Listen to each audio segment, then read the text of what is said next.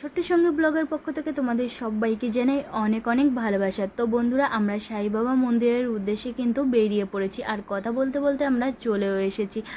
তো এই যে দোলনায় সাই বাবা ঘুমিয়ে আছে, আর এখানে সাই বাবার পায়ের চিহ্ন রাখা আছে, আর তার উপরে একটা সাই বাবার ফটো লাগানো আছে। তো এই এই যে জায়গাটা দেখতে পাচ্ছ, এখানে না সব সময় চিতা জ্বলতে থাকে, আর এখানে রাখা আছে সাই বাবার ফটো। তো তারপর আমরা আরেকটা রুমে চলে এলাম। তো এখানে এসে দেখি চার দেওয়ালে বিভিন্ন মনীষীদের ফটো লাগানো আছে, আর নিচে আছে একটা নারায়ণ ঠাকুরের ফটো, আর সাই বাবার কয়েকটি ফটো আর মূর্তি। বন্ধুরা, আমি এই প্রথম সাই বাবা মন্দিরে এলাম। আমার এসে তো খুব ভালো লাগলো, মন্দিরটা খুবই সুন্দর।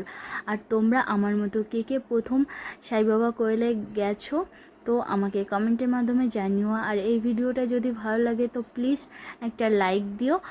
বন্ধুরা, আজকে যেহেতু রবিবার ছিল, এই জন্য মন্দিরে লোকজনই ছিল না, শুধু আমরাই এসেছিলাম। আর মন্দিরে এসে দেখে মন্দিরের পুরোহিত মশাই আছেন, আর একটা মহিলা ছিলেন, তিনি চারপাশটা পরিষ্কার করছিলেন, জল দিচ্ছিলেন।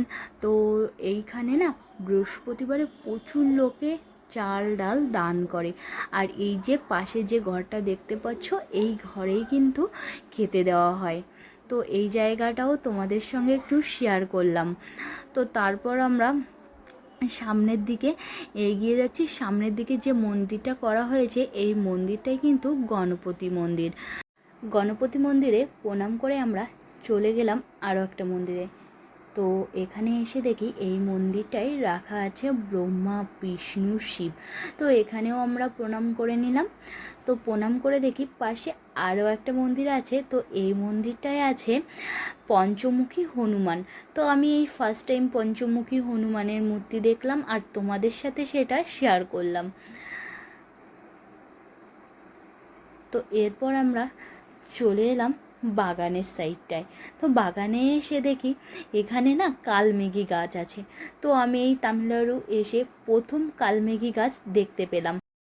এখানে প্রচুর কদবেল গাছ দেখতে পাওয়া যায়, কিন্তু আমাদের ওয়েস্ট বেঙ্গলে যে বিলাতি বেলগুলো হয়, সেই বেল গাছ এখানে দেখতে পাওয়া যায় না। তো এই মন্দিরেই আমি আমাদের ওয়েস্ট বেঙ্গলের বেল দেখতে পেলাম। তো আমাদের ওয়েস্ট বেঙ্গলের বেলগুলো তো দেখতে গোলাকার হয়, আর এটা দেখতে কিন্তু একটু লম্বাটে ধরনের। বন্ধুরা, এতক্ষণ আমি সাই বাবা মন্দিরের চারপাশটা তোমাদের সঙ্গে শেয়ার করেছি। এখন আমরা সাই বাবা কোয়েলের মধ্যে যাচ্ছি। তো ওখানে যে সাই বাবার মূর্তি রাখা আছে, তো এটা হচ্ছে সাই বাবার মূর্তি। তো চলো তোমাদের সামনে থেকে একবার সাই বাবার মূর্তিটা শেয়ার করি। তো এটা হচ্ছে সাই বাবা। তো এখানে আমরা যখন প্রণাম করেছিলাম, আমাদের মাথায় কিছুটা চাল দিল হলুদ কালারের, আর একটা করে গোলাপ ফুল দিল সবাইকে। তো তারপর প্রণাম করে আমরা এখানে বসেছিলাম, তো তখন এই ভিডিওটা করেছি। তো দেখো সাই বাবা মন্দিরটা কত বড়, ভিতরে অনেকটা জায়গা নিয়ে।